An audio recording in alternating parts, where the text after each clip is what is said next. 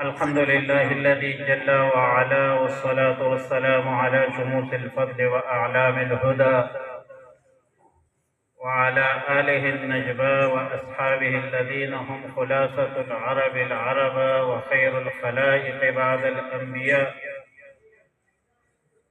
أما بعد، فأعوذ بالله من الشيطان الرجيم. بسم الله الرحمن الرحيم.